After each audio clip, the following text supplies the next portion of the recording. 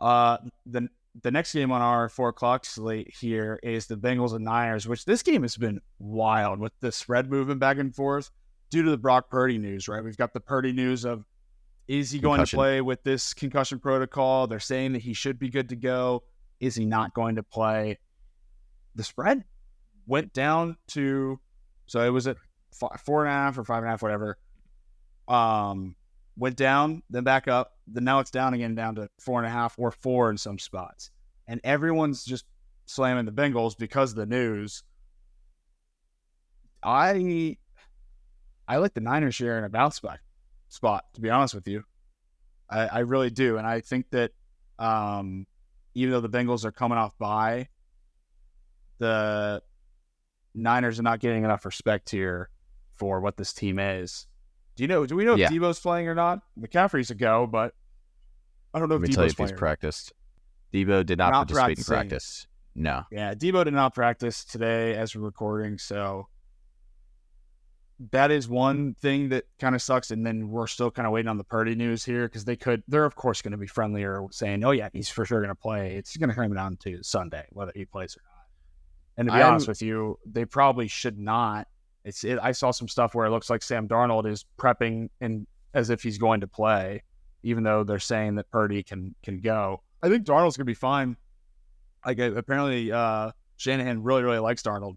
So I think he'll be fine. You kind of plug and play with this offensive quarterback. So I'm not too worried about who's under center. I don't know about you.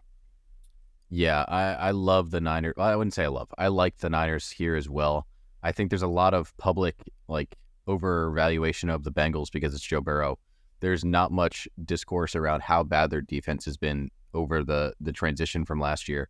We talk about it, I feel like, every time we talk about the Saints, but the Bengals, but the loss of Jesse Bates, the loss of Von Bell have been huge for this Bengals defense. And to tack onto that, their offensive line is battered, it's beaten. It's the reason Joe Burrow is not looking like the Joe Burrow of old. So now you got to back this Nick Bosa backed defensive front that is hungry as hell because they're coming off a tough loss against the Niners and a tough loss against the Browns. This is a phenomenal spot for the Niners to cover. I think the line is too low. I'm with you. I think that's one of the reasons it's moved so much probably is because, the odds makers are like, hey, this should be this. And then they're seeing a lot of money put on us one side. So they're changing it. Then they're like, nah, fuck that. We know this line should be different.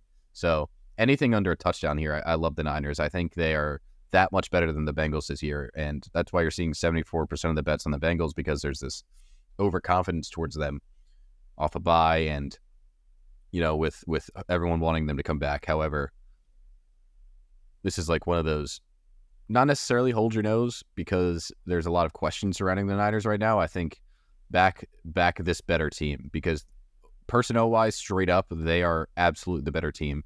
Take away the quarterbacks, and you can plug and play Sam Darnold, like you said, as with Brock Purdy.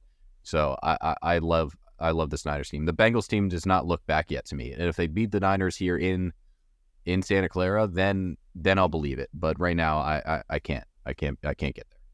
We're being kind of contrarian to the Brock Purdy hype train where everyone was calling him the truth and all that. I was never on. And then he's had two. I know.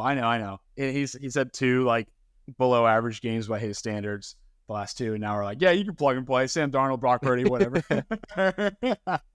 Yeah, I've never really thought Brock Purdy was that amazing. I think it's just the personnel that the Niners have had, and I would love to see how he fares with a worse team. However, he has done well.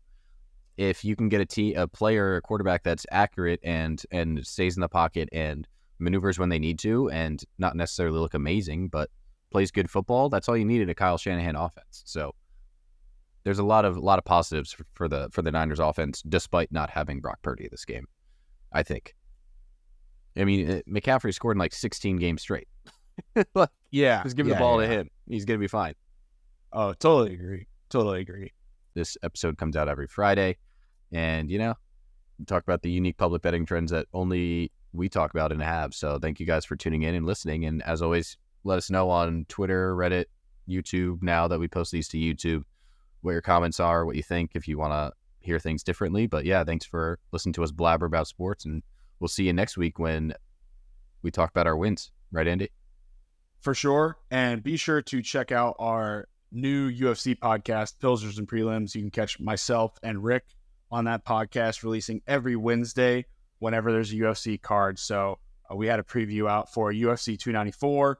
Nothing this week because there's no UFC card, but we will have the UFC Sao Paulo card coming out on Wednesday. So take some of these winnings from NFL and start to get ready to put them on the UFC fight night. That's going to be in Brazil. It should be a lot of fun. And Rick and I our Sundays and Mondays are overloaded now with research since we record on Tuesday. So can't wait to hear y'all's reactions to that. I know a lot of people have been asking us for MMA content. Where had the UFC write-ups gone? Where has this been for UFC? Because we had a pretty big UFC presence last year and early this year. But we are back in podcast form. Be sure to find us on wherever you listen to your podcast, as well as on YouTube. Subscribe to Happy Hour Sports on YouTube. Hopefully you guys are watching us on YouTube right now, because I think DJ and I are both having a great air day. So be sure to check us out. Subscribe on YouTube. Give us a like. Give us any feedback you got. And last but not least, the boys bet better with beer.